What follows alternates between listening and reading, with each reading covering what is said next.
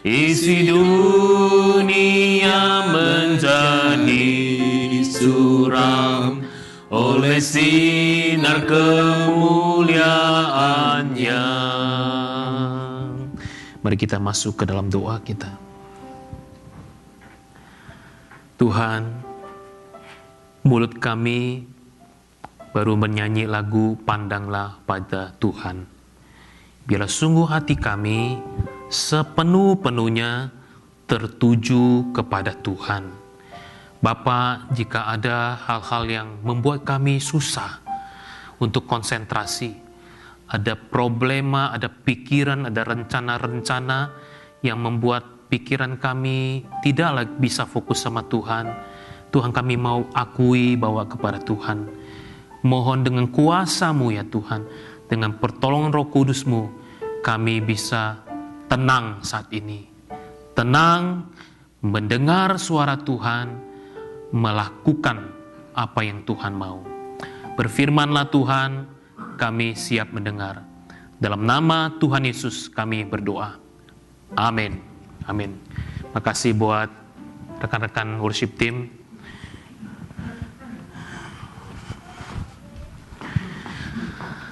Saudara, kita akan masuk ke dalam sebuah seri yang baru.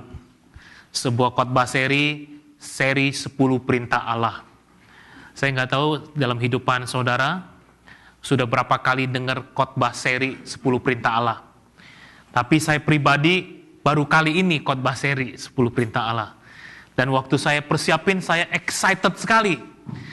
Excited sekali, semangat sekali. Saya bilang sama istri, wah ketika gali firman Tuhan, ketika baca firman Tuhan, saya tuh belajar banyak gitu. Lihat betapa luar biasa karya Tuhan. Dan saya rindu, pagi ini saudara-saudara ngalami itu juga tuh. Mengalami kuasa firman, mengalami keindahan firman. Minta tolong, gaungnya masih terlalu kenceng, suaranya kecilan dikit aja boleh? Supaya suara saya lebih empuk gitu. Halo, tes. Lebih enak begini? Kecilan dikit deh. Atau ini nih terlalu gede. Ya, thank.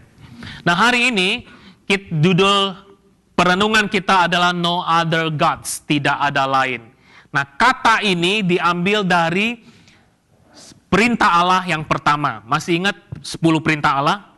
Mari kita lihat 10 perintah Allah, 10-10-nya apa aja. Next please. Oke, mari kita sama-sama bacakan. Kalau udah hafal, coba hafalkan. 1, 2, 3. Jangan ada padamu Allah lain di hadapanku. Jangan membuat bagimu patung yang menyerupai apapun.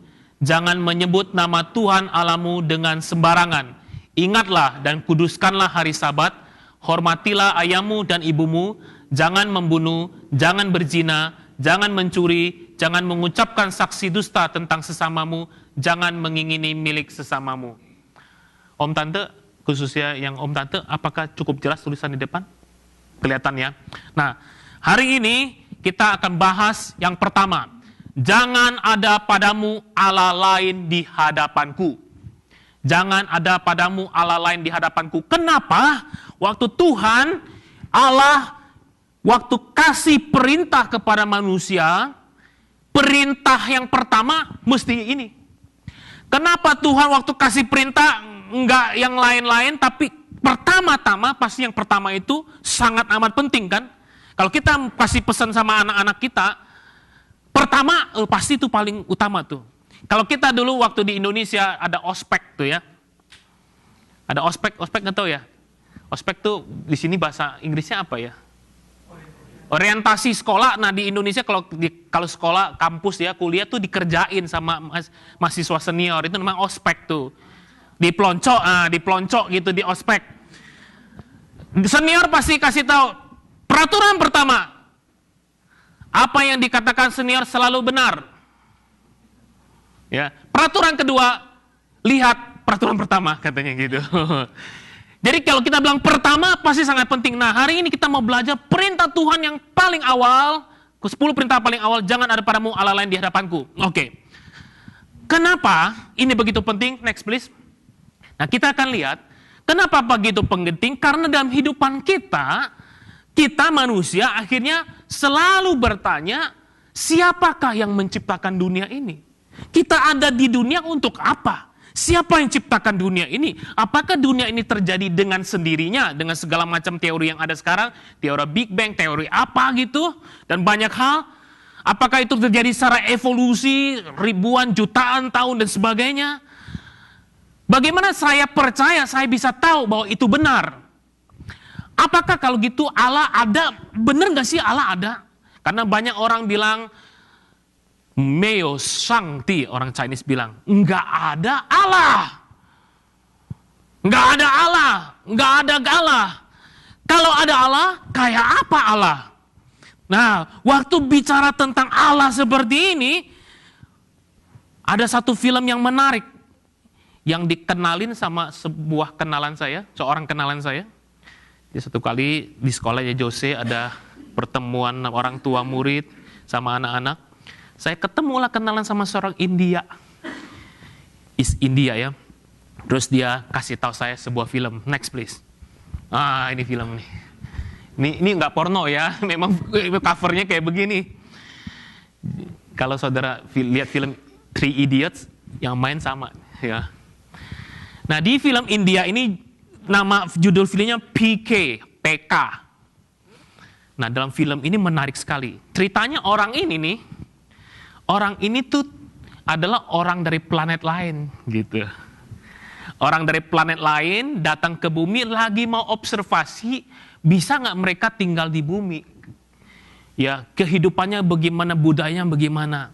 Waktu mereka turun ke bumi, telanjang. Kenapa?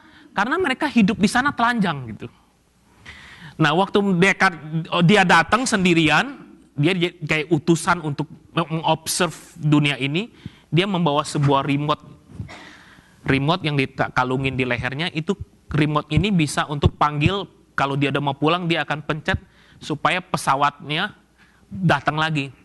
Baru aja tiba di bumi, manusia datang lihat dia, ada remote-nya yang bersinar-sinar.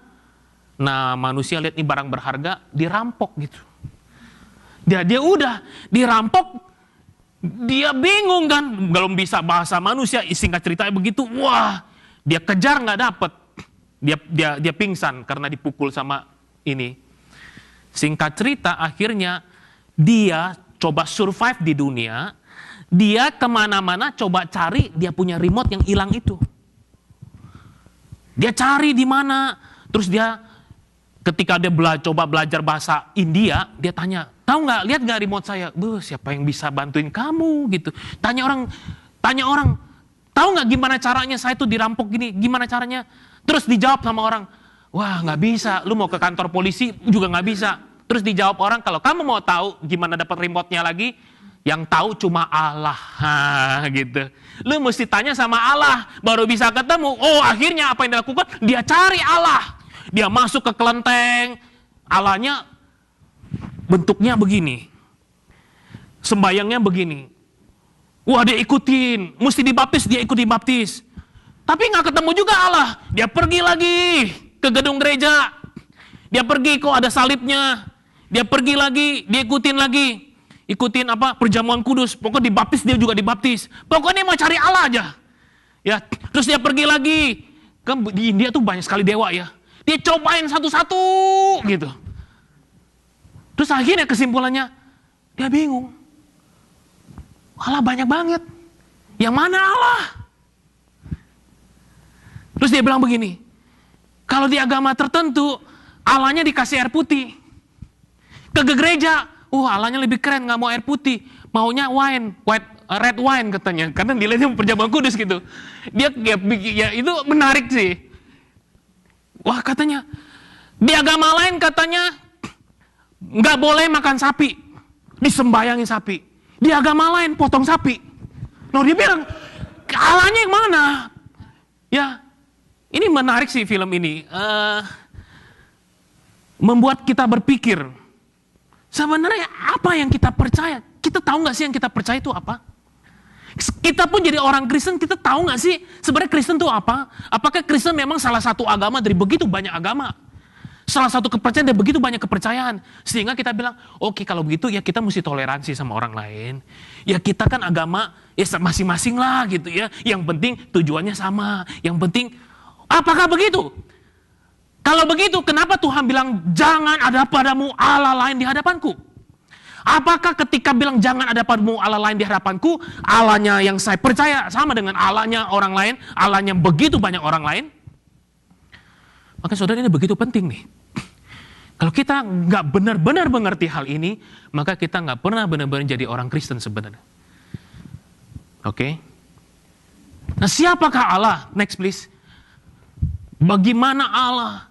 Ada begitu banyak kepercayaan. Nah, waktu Tuhan kasih perintah Allah, 10 perintah Allah, Tuhan ngomong, jangan ada padamu Allah lain di hadapanku. Kenapa Tuhan ngomong gitu? Latar belakangnya begini. Waktu Tuhan kasih 10 perintah Allah berupa loh batu. Nah saudara, kalau kita baca bagian firman Tuhan, firman 10 perintah Allah itu dikasihkan Tuhan melalui Nabi Musa di gunung mana? Gunung Sinai. Kita berkata Tuhan yang menuliskan sendiri kata huruf-huruf daripada perintah Allah itu diberikan kepada Musa. Nah, kenapa 10 perintah Allah itu perlu diberikan kepada manusia pada waktu itu kepada bangsa Israel? Karena bangsa Israel pada waktu itu baru saja dijajah selama ratusan tahun di bawah penjajahan Mesir. Di mana Mesir percaya banyak sekali dewa. Percaya banyak sekali Allah. Jadi pikiran mereka itu sudah istilahnya udah dicekokin, diracuni oleh begitu banyak kepercayaan pada waktu itu. Begitu banyak Allah-Allah yang mereka percaya, sama seperti sekarang ini sebenarnya. Begitu banyak Allah, kalau kita nonton film Mesir gitu ya. Saya suka tuh nonton film apa tuh, Indiana Jones gitu ya. Ya film kalau dia pergi ke piramid untuk cari harta karun segala macam itu. Nah begitu banyak Allah, begitu banyak kutukan kalau nggak mau taati Allah dan sebagainya. Nah itu latar belakang. Bukan cuma itu.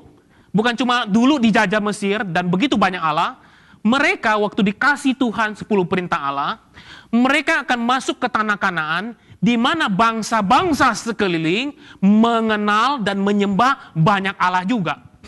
Oke, jelas? Jadi kondisinya sebenarnya sama sekarang. Kita begitu banyak Allah, begitu banyak kepercayaan. Ada orang, nah kepercayaan itu bisa dibagi menjadi dua bagian besar. Pertama, ada sebagian orang yang percaya sama Allah, ada orang yang nggak percaya Allah. Oke, yang nggak percaya Allah disebut ateisme, yang percaya sama Allah disebut godeisme. God, percayalah. Nah, yang nggak percaya sama Allah ini ateis. Dia percaya sama apa? Nggak percaya sama apa-apa, bisa percaya sama diri sendiri, gitu ya.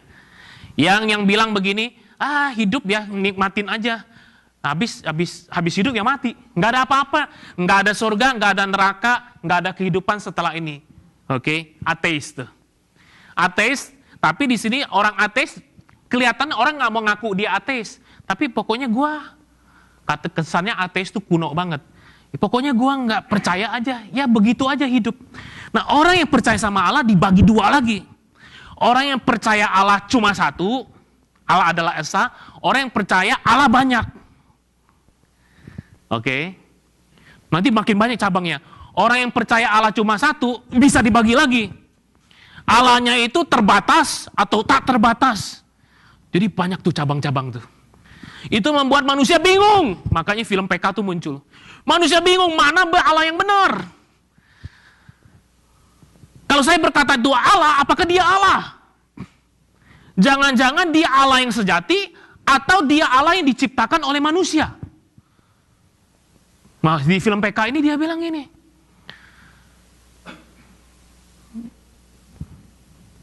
Dia kritik sebuah agama di India. Terus pemimpin agamanya marah. Wah, dia marah, bahkan disiarin televisi.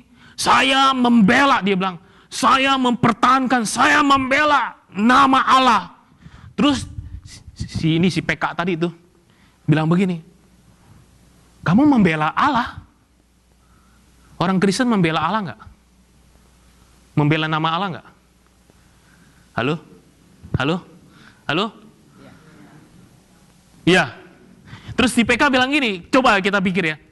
Dia ngomong sama pemimpin agama ini, kamu membela Allah. Kalau dia benar Allah, apa perlu kamu bela? Pikir, benar nggak?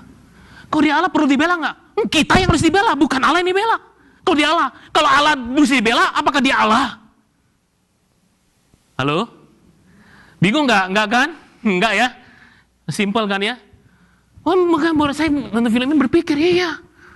Apakah selama ini kita orang Kristen membela Tuhan? Kita nggak perlu bela Tuhan. Memperkenalkan Tuhan itu membela Tuhan. Siapa kita bela Tuhan? Jim, tolong Jim, tuh ada preman. Tolongin, dia bela saya. Iya kan? Dia bela saya, hadepin preman. Itu bela saya. Jim, masa gue dibohongin orang, masa gue dibilang curi. Oh, ntar gue yang hadepin, kata Jimmy. Wah, itu kan bela saya kan? Kalau kita bilang membela Tuhan, siapa kita? Apa kita lebih hebat dari Tuhan? Oke, saudara. Oke, kita ikutin lagi. Nah, jadi kita hidup dalam dunia begitu banyak Allah, begitu banyak kepercayaan. Mana Allah yang benar? Siapakah Allah? Kalau dibilang Allah, kata A-L-L-A-H, God. Siapa sebenarnya Allah? Oke, kita lanjut. Siapakah Allah?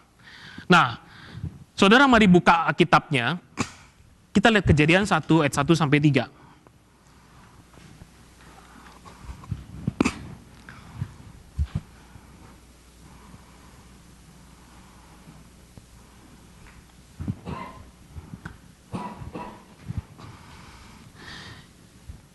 Ayat ketiga bacakan, ya bacakan semua nggak apa-apa. Mari kita baca sama-sama 1, 2, 3. Pada mulanya Allah menciptakan langit dan bumi. Bumi belum berbentuk dan kosong, gelap gulita menutupi samudera raya, dan Roh Allah melayang-layang di atas permukaan air. Alkitab berkata, saudara perhatiin, kenapa perlu ada 10 perintah Allah? Dan perintah yang pertama dari 10 itu adalah jangan padamu ada Allah lain di hadapanku. Karena kita lihat kalimat pertama, ayat pertama dalam Alkitab berkata, pada mulanya Allah menciptakan langit dan bumi. Bumi belum berbentuk dan kosong. Gelap gulita menutupi samudera raya dan sebagainya. Nah, saudara perhatiin di sini. Pada mulanya Allah menciptakan langit dan bumi. Jadi Alkitab kasih tahu, Allah itu siapa? Allah adalah yang menciptakan dunia ini. Jadi kalau kita berkata Allah, orang-orang di dunia berkata Allah, seharusnya dia tahu Allah itu adalah yang menciptakan langit dan bumi. Apakah Allah kita, Allah yang menciptakan langit dan bumi? Kalau bukan, dia bukan Allah. Allah yang menciptakan langit dan bumi belum berbentuk dan kosong, chaos, kacau. Bumi itu kacau. Gelap gulita menutupi samudera raya. Nah, gelap gulita ini maksudnya apa? Para penafsir Alkitab berpikir, saya setuju, gelap gulita ini bisa artinya juga kekuasa gelap. Karena waktu itu iblis sudah jatuh dalam dunia. Iblis udah ada di dalam dunia. Sebelum dunia diciptakan, iblis udah jatuh ke dalam dunia. Malaikat jatuh, dan malaikat jatuh itu menjadi iblis dan pengikut-pengikutnya. Jadi itu kehidupan kacau, kegelapan ada, Tuhan waktu itu, dan Roh Allah melayang-layang di atas permukaan air. Berfirmanlah Allah, jadilah terang, maka terang itu jadi. Makanya yang pertama Tuhan ciptakan itu terang. Terang itu lawannya gelap. Nah, kalau kita pikirkan tentang orang Chinese, mereka berpikir apa? Yin Yang. Sebenarnya kalau saya lihat makin baca Alkitab, makin tahu budaya Chinese yang pertama-tama itu sangat dekat dengan Alkitab. Sangat dekat dengan Alkitab. Orang-orang Chinese menyembahnya sebenarnya menyembah siapa? Orang-orang Chinese pada awalnya bukan menyembah Buddha, bukan. Orang Chinese itu menyembah Tian Ti, menyembah langit dan bumi. Tapi Alkitab berkata, Allah lah yang menciptakan tian, langit, dan bumi. Lihat, perhatiin sini. Orang Chinese tidak sampai kepada Allahnya, cuma sampai kepada ciptaannya langit dan bumi. Oke, lanjut ya. Pada mulanya Allah menciptakan, dan roh Allah melayang-layang di atas permukaan air. Kemudian berfirmanlah Allah. Nah, saudara perhatiin, Allah yang menciptakan langit dan bumi, di bagian paling awal Alkitab sudah memperkenalkan dirinya secara implisit, secara tersirat, nggak secara langsung, bahwa Allah yang menciptakan langit bumi itu Allah yang satu tetapi 3 person, 3 pribadi. Ada Allah menuju kepada Allah Bapa, ada roh Allah yang kita kenal sebagai Roh Kudus, ada firman Allah, berfirmanlah Allah, firman ini adalah Yesus Kristus, Allah yang menjadi manusia. Dari mana kita bisa tahu bahwa ini benar-benar menyatakan pribadi daripada Allah yang satu tapi 3 itu? Di ayat selanjutnya, Kejadian, next please. Kejadian 1 ayat 26, saudara perhatiin supaya kalau saudara bisa cek di Alkitab. Kejadian 1 ayat 26, dikatakan waktu Tuhan mau ciptakan manusia, Tuhan bilang gini, baiklah kita menjadikan manusia menurut gambar dan rupa kita. Nah, kita ini siapa? Kita ini Allah. Allah yang mana? Allah Bapa bersama roh Allah dan firman Allah. Pada zaman perjanjian lama, manusia belum mengenal nama Yesus. Oke. Kenapa kok belum? Karena Yesus anak Allah belum dinyatakan secara jasmani dalam kehidupan manusia. Jadi gini, waktu Tuhan ciptakan manusia, Tuhan menyatakan diri pada mulanya Allah cipta langit dan bumi, sudah dinyatakan secara tersirat, tidak terang-terangan bahwa ada roh dan ada Yesus, ada firman Allah. Nanti lambat laun itu makin terang. Sekarang pokoknya Allah, ada Allah Bapa. Dia berkuasa, dia menciptakan langit bumi. Nanti satu waktu datang, tahun 2000 tahun lalu, figur daripada Yesus dinyatakan kepada manusia dalam diri si bayi kecil Tuhan Yesus. Dan kemudian setelah Tuhan Yesus hidup, kemudian Tuhan Yesus melayani, Tuhan Yesus mati dan bangkit. Habis itu baru dikatakan, kalau aku naik ke surga, Yesus bilang, Roh Kudus akan turun. Lihat gak? Jadi Tuhan tuh kasih manusia penyertaan itu gak langsung brak sama-sama, tetapi kasih satu. Kenapa kok gak langsung ya? Mungkin pikiran manusia gak nyampe. Ya seperti kita kalau anak sekolah, 1 tambah 1, ya untuk anak umur 5 tahun 1 tambah 1. Nggak bisa langsung, ya 1 tambah 1 nanti saya ajarin kurang, saya ajarin bagi, saya ajarin kali, saya ajarin sin, cos. Ya pusing. Tapi itu kebenaran. Kita bilang, tapi itu kebenaran dalam matematika. Well, kebenaran, tapi nggak nyampe, anak ini nggak nyampe, pikirannya belum. Nah, waktu itu begitu, jadi Tuhan memberikan, pertama Tuhan dikasih tahu bahwa Allah menciptakan langit bumi. Waktu Allah menciptakan langit bumi, sebenarnya itu ada roh Allah, ada firman. Makanya dikatakan kita. Lanjut, bukan cuma di ayat 26, ayat Kejadian 3 ayat 22 juga gitu. Berfirmanlah Tuhan, sesungguhnya manusia itu telah menjadi seperti salah satu dari kita. Nah, ini interesting nih saudara. Jadi waktu Adam dan Hawa jatuh dalam dosa, ya, Adam dan Hawa makan buah pengetahuan baik dan jahat terus jatuh dalam dosa. Tuhan bilang jangan kamu makan buah pengetahuan baik dan jahat itu. Kalau kamu makan, kamu jadi mati. 1. Kamu makan, kamu jadi tahu yang baik dan jahat. Awalnya nggak tahu yang baik dan jahat. Pokoknya lakukan apa yang baik gitu. Tahu baik dan jahat. Dan setelah jatuh, Tuhan ngomong lagi. Manusia udah menjadi salah satu dari kita. Nah, Jadi Allah kongko. Allah Bapa, Tuhan Yesus sama Roh Kudus tuh kongko. Mereka bilang, manusia udah menjadi seperti salah satu dari kita. Kira-kira yang mana tuh? Salah satu dari kita menjadi seperti salah satu dari kita. Kira-kira yang mana? Jesus. Kenapa Jesus? Ya. Waktu itu Yesus tuh belum, anak Allah belum menjelma jadi manusia. Belum.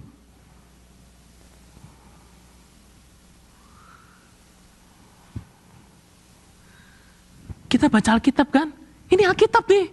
Kita belum mengerti. Interesting. Kalau saudara baca Alkitab dengan mata yang berbinar-binar, wah excited sekali. Saya juga setuju ini menunjuk ke pribadi daripada Yesus. Kenapa? Karena Yesus saja nanti yang waktu dia menjelma jadi manusia, dia akan langsung menghadapi baik dan jahat. Oke? Allah Bapa, Allah kita tidak berdosa. Allah Bapa, dia pencipta. Tapi Yesus Kristus yang secara jasmani touch sama manusia. Dia hidup dalam keluarga Maria, dalam keluarga Yusuf. Dia touch begitu dekat, baik dan jahat. Dia tahu, betul Allah Bapa tahu, tetapi hanya Allah, Yesus, hanya anak Allah yang masuk ke dalam diri manusia, menjelma jadi manusia. Makanya yang tahu itu artinya bukan cuma tahu di sini, tapi dia ngalamin, itu maksudnya tuh saudara. Jelas gak? Jadi tahu di sini tuh apakah Allah Bapa nggak tahu? Allah Bapa pasti tahu, baik dan jahat tahu. Tetapi yang mengalami itu Allah anak, itu Yesus Kristus. Oke, jelas sampai di sini? Saudara, ini khotbah hari ini bukan khotbah yang gampang ya. Tapi yang agak teologis, tapi itu penting. Karena itu perintah Allah yang pertama sangat penting. Oke, sampai di sini jelas gak? Saya ulangi lagi. Jadi sejak pertama-tama, sejak Alkitab bagian pertama, Allah udah tunjukkan dirinya bahwa dia pencipta. Waktu dia menciptakan langit dan bumi, dia nggak sendirian. Tetapi bersama pribadi Allah yang lain itu, ya, dan roh Allah dan firman Allah. Itulah sebabnya dikatakan kita. Bukan baiklah saya, enggak. Baiklah kita. Oke, sampai di sini clear, kita lanjut. Nah, lanjut please. Kita sekarang mau masuk lebih dalam, Kang. Setelah Tuhan ciptakan dunia ini, ciptakan manusia, dan kemudian respon manusia gimana terhadap Allah? Kenapa di dunia ini kok jadinya banyak sekali Allah, banyak sekali kepercayaan agama? Ini loh ceritanya. Lanjut please. Kejadian pasal 4 ayat 1 sampai pasal 5 ayat 32. Kita menceritakan begini.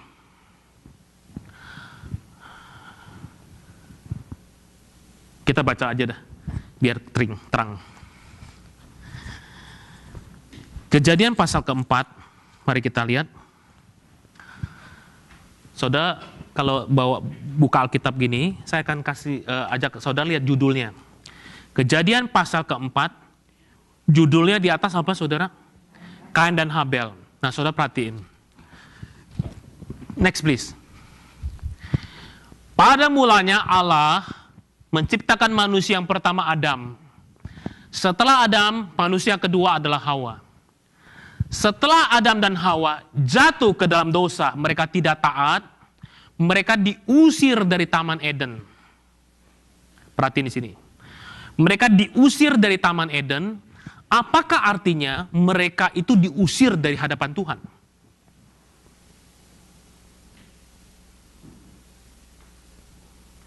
Halo?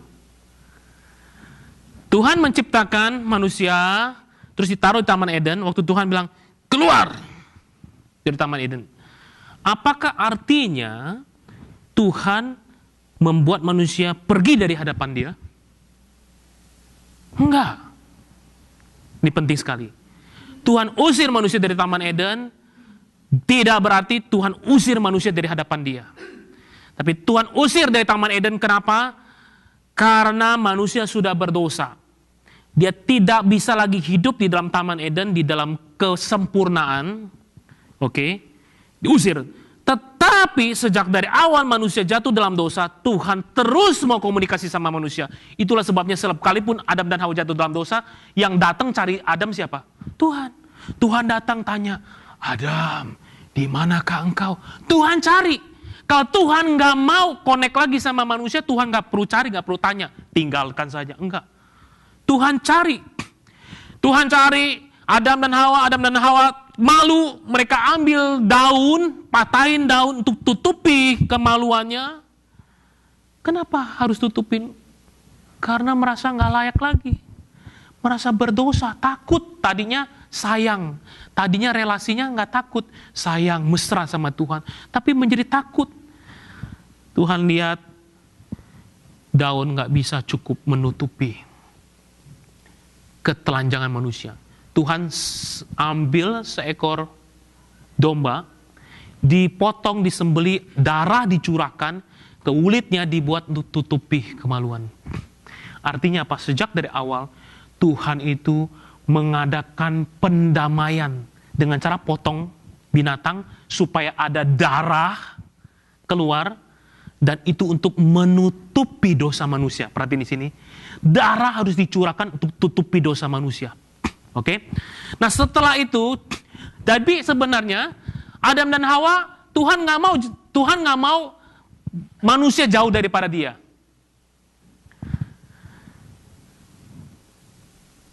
Tuhan mau tetap Adam dan Hawa sekalipun berdosa datang mencari Dia. Nah, tapi kemudian setelah mereka keluar dari Taman Eden, kita berkata, next please, mereka punya anak Kain dan Habel. Nah, perhatiin di sini Kain dan Habel. Kita nggak usah bacakan semua. Nah, kita berkata, satu waktu Kain dan Habel itu memberikan persembahan kepada Allah.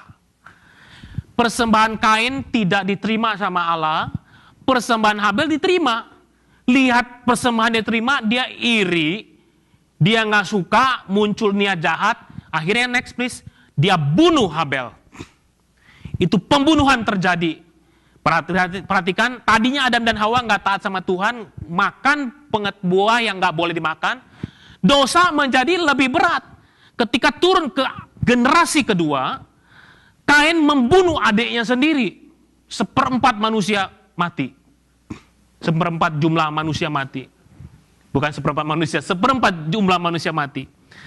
Nah, setelah bunuh Habel, apa yang terjadi dalam diri Kain? Mari perhatikan ayat yang ke-16. Pasal keempat ayat 16. Mari baca sama-sama, 1, 2, 3. Lalu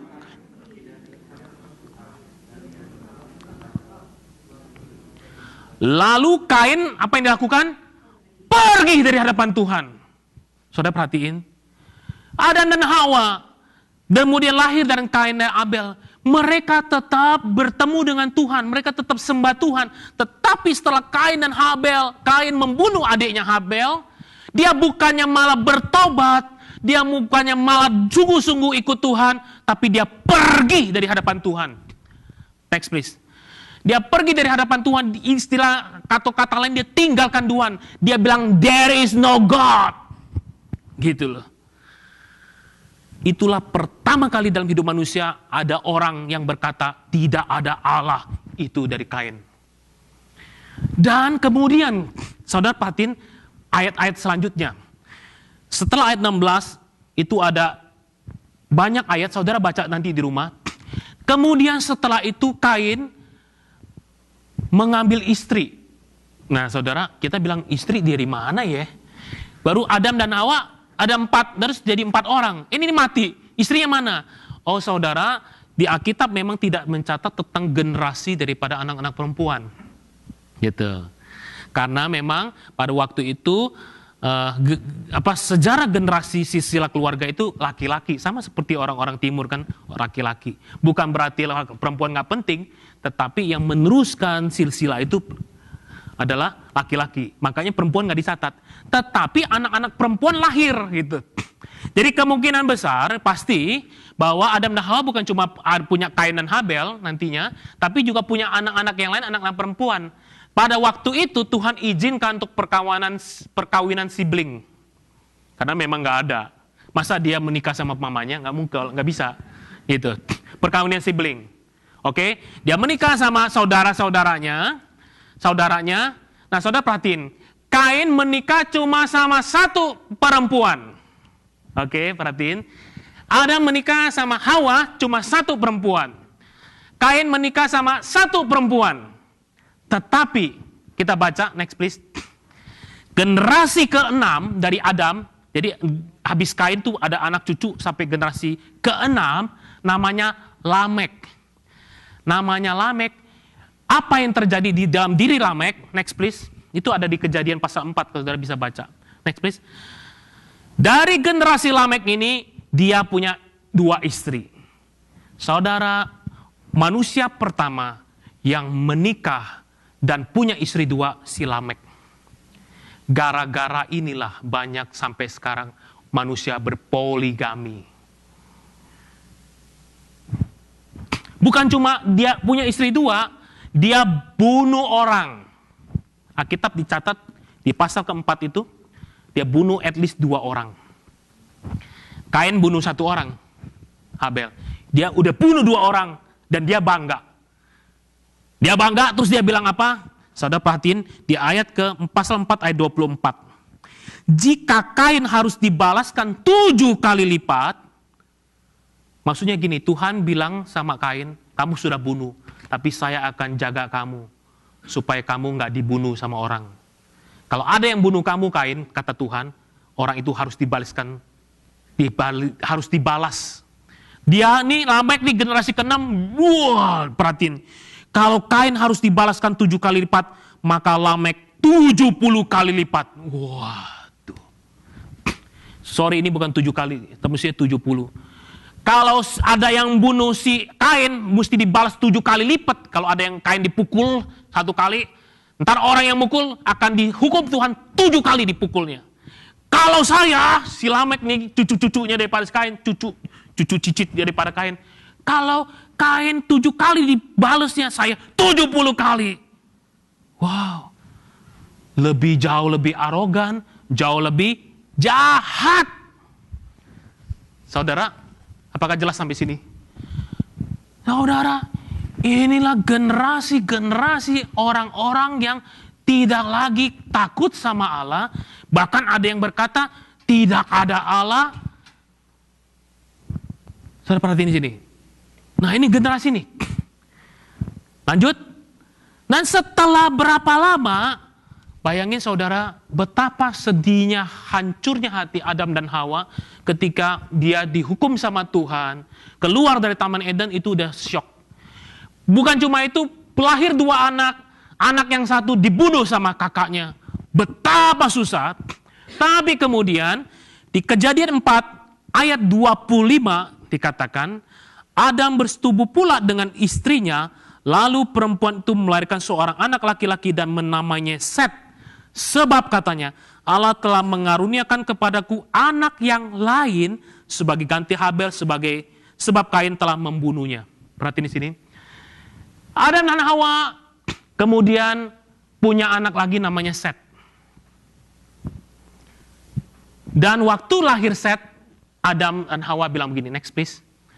Allah telah mengaruniakan kepadaku anak yang lain sebagai ganti Habel, karena Kain udah bunuh Habel.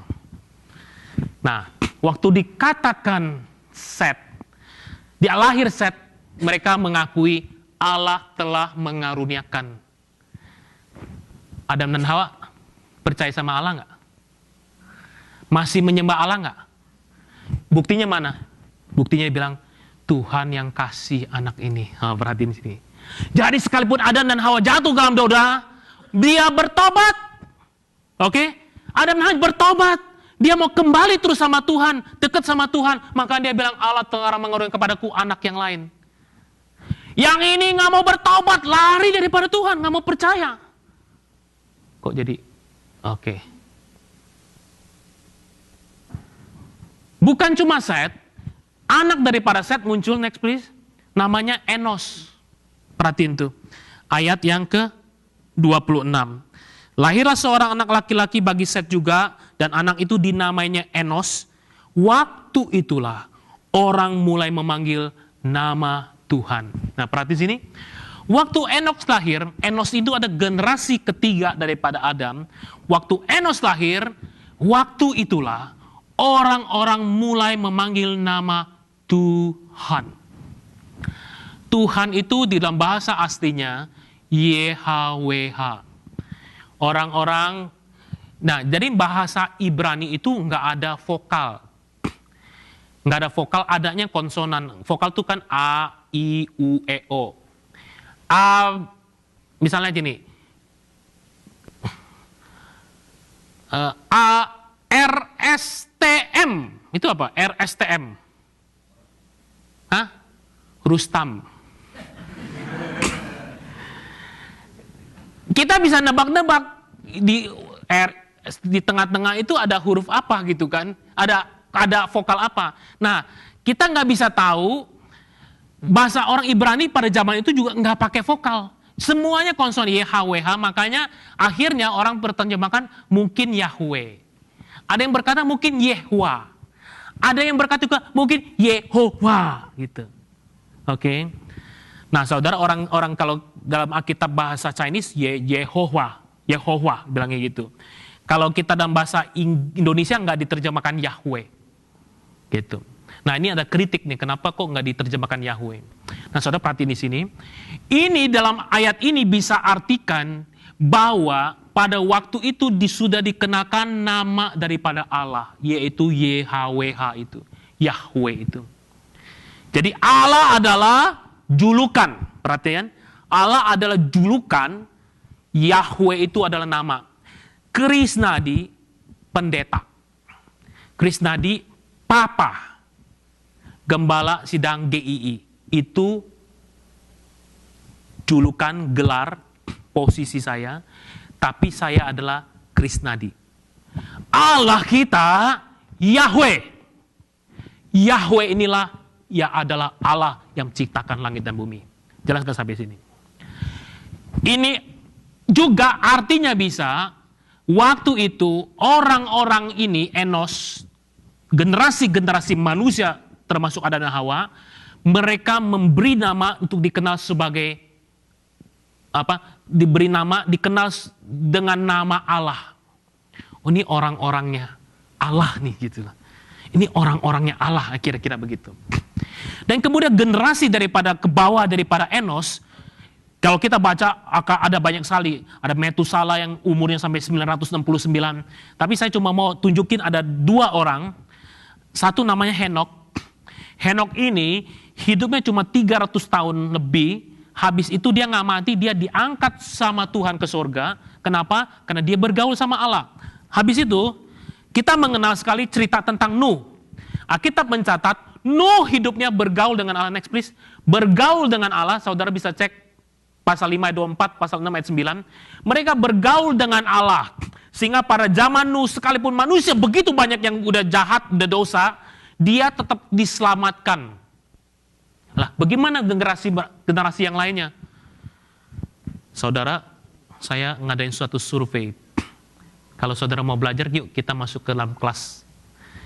Saya catat tuh, Adam hidupnya berapa tahun, Set hidupnya berapa tahun, Henok hidupnya berapa tahun, Metusala hidupnya berapa tahun, terus kemudian Nuh hidupnya berapa tahun.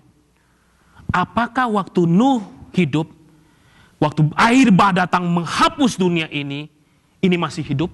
Wah, saudara, ini semua udah mati. Baru air bah turun. Luar biasa sekali. Air bah turun pas tahun manusia yang paling panjang hidupnya, Metusala mati. Pas tahun yang sama, air bah turun.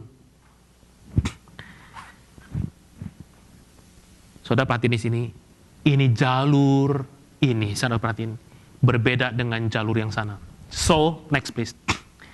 Saudara perhatiin, itulah sebabnya di Alkitab dicatat orang-orang yang tidak lagi mengenal Allah, mereka yang tidak takut sama Allah, mereka yang pergi dari hadapan Allah, akhirnya dikenal sebagai anak-anak manusia. Mereka dikasih julukan anak-anak manusia. Tetapi orang yang hidup bergaul sama Allah dikasih nama apa? anak-anak Allah. Nah, saudara perhatiin, jadi di bagian Kejadian ada istilah anak-anak Allah sama anak-anak manusia, itu menunjukkan kepada ini nih. Ada orang yang berkata anak-anak Allah itu mungkin malaikat, enggak. Anak-anak Allah ini disebut dengan Alkitab bukannya malaikat, tapi memang manusia yang takut sama Dia. Tahu dari mana kok ada istilah anak-anak manusia dan anak-anak Allah? Lanjut, please. Karena di Kejadian 6 ayat 2 dibilang begini. Next, please. Maka, perhatiin sini, anak-anak Allah melihat bahwa anak-anak perempuan manusia itu cantik-cantik. Oh, sepertinya kan kita bingung. Kok ada anak Allah, ada anak-anak manusia? Anak Allah tuh yang mana? Allah anak kan Yesus. Apakah Yesus punya saudara-saudara yang lain? Yesus mungkin itu Yeso gitu, Yesi gitu. Ya kan? Kalau kita bilangin anak-anak Allah kan begitu. Oh, bukan. Anak-anak Allah dimaksud dengan orang-orang yang percaya. Orang-orang yang bergaul sama Tuhan, orang-orang yang takut sama Tuhan itu anak-anak Allah. Anak-anak manusia itu dari generasi Kain yang tidak percaya sama Tuhan. Tapi kondisi nggak selalu begitu. Alkitab cerita bahwa pada satu waktu anak-anak Allah melihat anak-anak perempuan manusia cantik-cantik, tertarik, walaupun mereka dosa, mereka nggak takut sama Tuhan. Anak-anak Allah yang takut sama Tuhan lihat, oh cantik-cantik, nah makanya Jimmy bilang, Pak Kris susah ya nyari ya. Tapi kalau di luar yang nggak takut sama Tuhan cantik-cantik gimana dong gitu nah. Kira-kira kayak gitu tuh. Lalu mereka mengambil istri dari antara perempuan-perempuan itu siapa saja yang disukai mereka. Jadi mereka lagi nggak penting namanya kenal Allah, nggak, pokoknya suka disikat aja. Nah, lihat perhatiin sini. Loh ini maksudnya tuh. Nah, anak-anak muda belajar dari sini. Kalau kita main sikat aja tuh kayak gini tuh jadinya. Tapi yang unik adalah kalau saudara penting ya. Kalau saudara baca lagi, ini gali Alkitab tuh indah sekali. Karena pernikahan anak-anak Allah sama anak-anak manusia, lahirlah raksasa-raksasa. Saudara perhatiin tuh.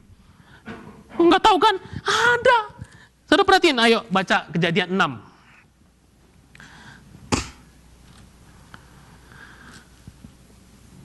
Ayat 4. Kejadian 6 ayat 4.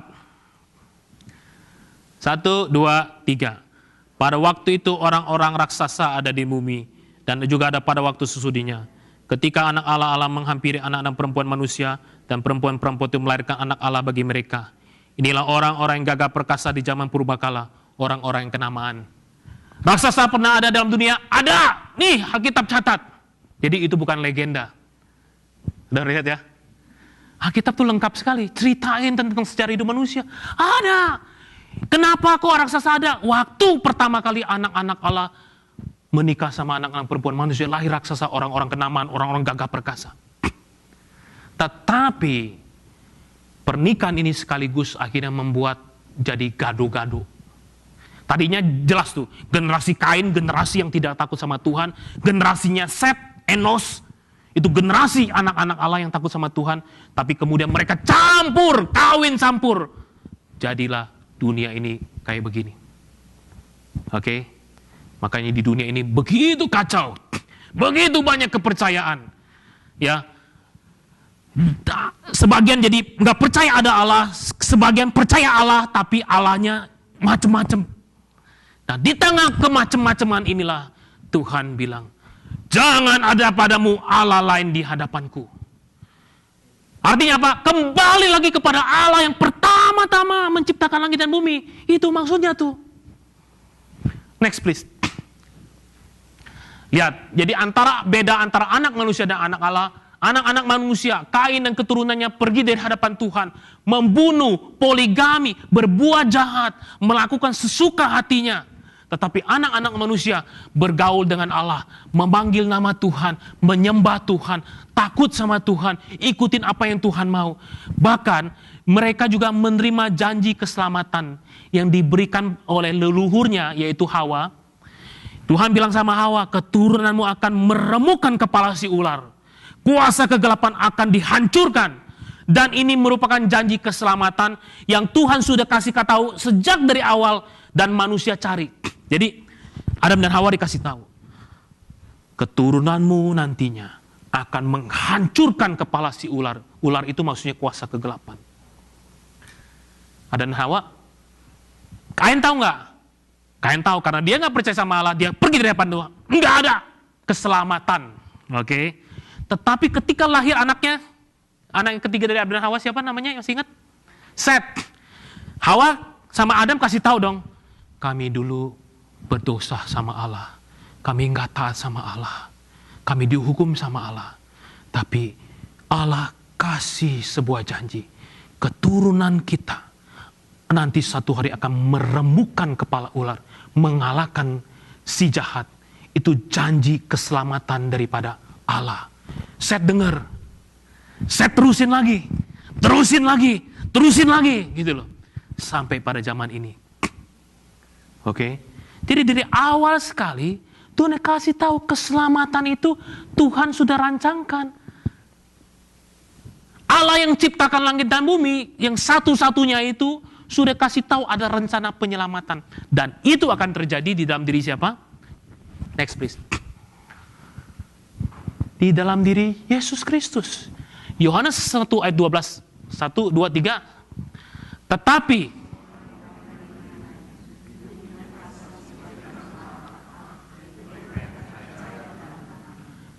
saudara, generasi daripada Adam dan Hawa, Set, Enos, Henok, Nuh, itu anak-anak Allah. Dan Tuhan mau orang-orang pada zaman ini terus ikutin di dalam jalur ini, yaitu percaya. Sehingga waktu kita percaya dalam nama Yesus, percaya kepada siapa? Percaya kepada Allah dalam nama Yesus. Jadi saudara perhatiin sini. Kita orang Kristen memang percaya kepada Yesus. Tetapi Yesus berkata bahwa kamu percaya sama aku sebenarnya sedang percaya kepada Allah yang menciptakan langit dan bumi. Gitu loh. Kenapa harus percaya melalui aku? Karena akulah janji yang diberitakan kepada Adam dan Hawa sejak jatuh dalam dosa. Keturunanmu akan meremukkan kepala si ular itu. Oke? Jelas gak sampai sini? Jadi hari ini ketika kita berkata Allah yang benar itu mana? Allah yang kita kenal. Allah yang kita kenal. Allah yang menciptakan langit dan bumi. Yang kita kenal dalam nama Yesus. Karena Yesus itu yang lahir ke dalam dunia. Dia mati di kayu salib. Bangkit. Dia yang kalahkan si iblis. Kuasa-kuasa gelap itu loh maksudnya. Dan kalau kita percaya kepada Yesus. Percaya kepada Allah. Dalam Yesus Kristus kita menjadi anak-anak Allah. Sama seperti Adam dan Hawa. Sama seperti Nuh. Nah lanjut please. Dan Yesus juga berkata dalam Yohanes 14 ayat 6, akulah jalan, kebenaran, dan hidup. Ini sini. Yesus tuh bilang, akulah jalan. Ini ada kan?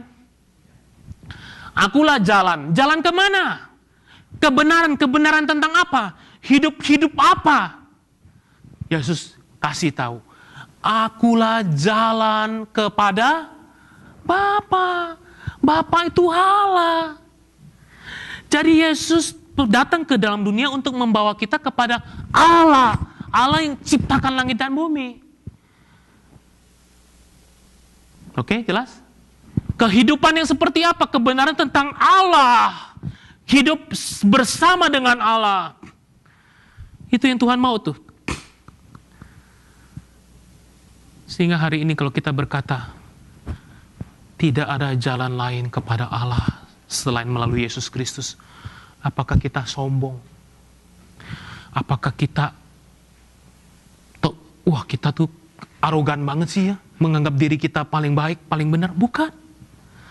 Karena sejak dari awal dikasih tahu ada jalan. Ada jalan. Terus lanjut. Kisah Rasul 19 ayat 2. Perhatiin di sini ya. Oke, saya tunggu masuk dulu. Jadi saya balik lagi. Waktu Tuhan pertama-tama menciptakan langit dan bumi. Allah menciptakan langit dan bumi. Dia sang pencipta. Pada waktu itu sudah ada siapa? Sudah dinyatakan juga ada Roh Allah kan? Ada firman yaitu Yesus Kristus. Tetapi dua pribadi itu belum dinyatakan secara terang-terangan kepada manusia. Setelah ribuan tahun kemudian, seorang bayi lahir di Bethlehem.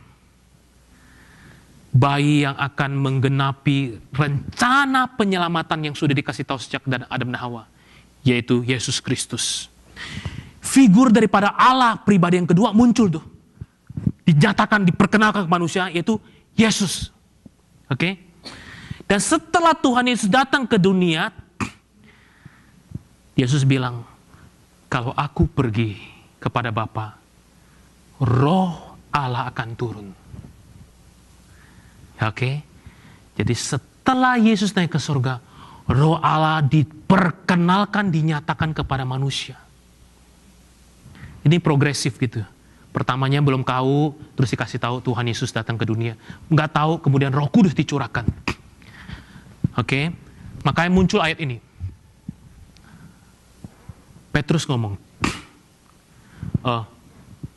Kisah Rasul 19.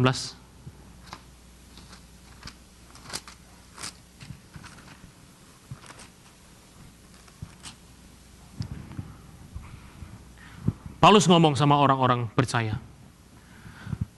Yang percaya melalui pemberitaan Yohanes Pembaptis. Dia bilang gini, katanya kepada mereka, sudahkah kamu menerima Roh Kudus ketika kamu menjadi percaya? Akan tetapi mereka menjawab dia, belum. Kami dengar tentang Roh Kudus aja belum pernah, baru sekarang. Perhatiin. Jadi pada zaman itu, ada orang-orang yang percaya kepada Allah, percaya kepada Allah yang sang pencipta yang satu-satunya itu, tapi belum terima Roh Kudus. Kenapa? Karena mereka belum percaya dalam nama Yesus. Mereka dibaptis waktu itu, dibaptis dengan nama Allah. Makanya Paulus, kalau kita baca selanjutnya, Paulus bilang kalau begitu, Paulus menumpangkan tangan di atas mereka, menumpangkan tangan. Biasa kalau kita dibaptis tuh, pendeta ngomong apa? Aku membaptis kamu di dalam nama Allah Bapa, Allah Putra, dan Roh Kudus. Alkitab berkata, ketika Paulus menumpangkan tangan ke atas mereka yang percaya tapi belum terima Roh Kudus, hari itu mereka mengalami menerima Roh Kudus dalam hatinya. Nah, saya mau tanya kepada kita semua. Saudara, disinilah Allah telah memperkenalkan dirinya. Tidak ada Allah lain di hadapan Dia, Allah yang menciptakan langit dan bumi. Yang pada waktu menciptakan ada 3 pribadi di dalamnya, yang kemudian dalam ribuan tahun terus menyatakan dirinya, dan kemudian sekitar 2000 tahun lalu Dia memperkenalkan dirinya dalam menjelma jadi manusia dalam diri Tuhan Yesus. Dan kemudian setelah Tuhan Yesus naik ke surga, Dia memperkenalkan dirinya sebagai Roh Kudus. Oke. Sekarang, saudara-saudara, apakah selama ini engkau ikut Tuhan? Engkau sungguh-sungguh menyembah Allah yang satu-satunya itu? Apakah kita sungguh-sungguh percaya kepada Yesus, yang adalah Allah pribadi kedua yang menjelma jadi manusia? Dia yang menggenapi janji keselamatan yang Tuhan berikan sejak zaman Adam dan Hawa. Dan, next please, terakhir ya. Next please. Oke, next please. Oke. Jadi siapakah Allah? Allah adalah Dia yang satu-satunya yang menciptakan langit dan bumi dan mengatur segala isinya. Siapakah Allah? Dia yang telah menyatakan diri melalui anaknya Yesus Kristus. Siapakah Allah? Dia yang telah mencurahkan rohnya dalam hati orang yang percaya. Jadi hari ini sebagai puncak dari khotbah ini, kita mau minta Tuhan evaluasi diri kita. Next please. Apakah selama ini saudara dan saya sungguh-sungguh percaya dan beribadah kepada Allah? Allah yang mana? Allah yang ciptakan langit dan bumi. Allah yang mengatur dunia ini. Yang kedua, apakah selama ini Anda benar-benar percaya dan terima Tuhan Yesus. Karena tidak mungkin kita sampai kepada Allah kalau bukan Allah yang memperkenalkan dirinya dalam Yesus Kristus. Apakah saudara percaya dan terima Yesus? Oke. Dan kalau saudara percaya sama Tuhan Yesus, terima Dia, menyembah Allah. Pertanyaan ketiga, selama ini saudara, apakah saudara kenal Roh Kudus? Saudara terima Roh Kudus belum? Waktu saudara percaya, atau saudara sebenarnya selama ini nggak pernah sadar, nggak pernah tahu Roh Kudus itu adalah Allah yang sudah dikenalkan sejak dari zaman penciptaan. Makanya banyak orang hidupnya katanya percaya Yesus, hidupnya selalu selalu kasihan, selalu nggak punya harapan hidup, selalu mukanya kusut. Iya, selalu apa kabar? Ya biasa dah. Ya memang hidup pasti ada kesulitan dan tantangan. Tapi untuk apa ikut Tuhan kalau hidupmu selalu biasa, nggak ada sukacita, nggak ada damai, nggak bisa ngampuni orang, nggak pernah bisa berubah. Oh saya kan bagus Pak, hidup saya konsisten, nggak pernah berubah. Seperti Tuhan Yesus nggak pernah berubah. Wih, ya Tuhan Yesus sempurna, Dia sempurna, Dia Allah, kita mesti berubah karena kita anak Allah. Kok kita nggak bisa? Baru seringkali kita mau berubah nggak bisa. Kenapa? Karena barangkali kita nggak pernah sadar bahwa Allah Bapa dalam dirinya juga menyatakan dirinya dalam Roh Kudus, pribadi Allah ketiga. Hidup saya merasa hidup saya sangat banyak diubahkan oleh Tuhan ketika pikiran dan hati saya terbuka. Roh Allah saat ini Dia yang sedang berperan di dalam kehidupan orang-orang yang percaya. Sudahkah saudara memberikan dirinya dipimpin oleh Roh Allah? Kalau saudara belum, kalau saudara nggak rasa saya udah terima Roh Kudus, barangkali saat ini berdoa sama Allah, berdoa dalam nama Yesus, bilang, Tuhan, beri saya kesempatan untuk mengalami kehadiran Roh Kudus dalam hatiku. That's very important. Okay, that's very, very important.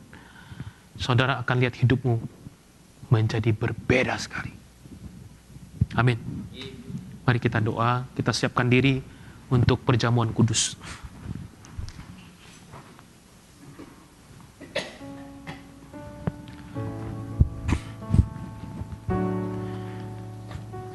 Dalam waktu-waktu persiapan untuk menerima roti dan anggur ini, saya mengundang saudara-saudara dalam hatimu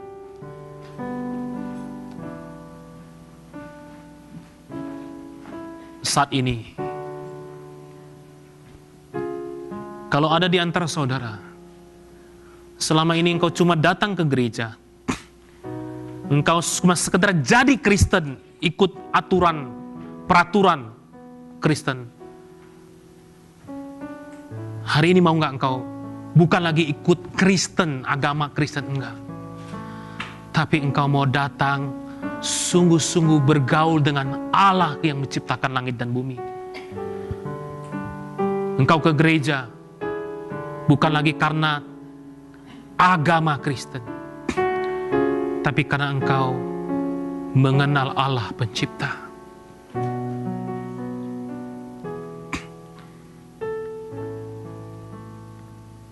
Hari ini kalau ada di antara kita yang selama hidupmu engkau tidak pernah sungguh-sungguh mengenal Roh Kudus, dalam hatimu bilang, Tuhan, perkenalkan Roh-Mu kepadaku. Aku memohonkan Roh Kudus, pimpin aku, kuasai aku Tuhan. Aku Aku mau terima kehadiran-Mu. Aku mau persilakan kehadiran-Mu memimpin hidupku. Berdoa dalam hatimu saudara.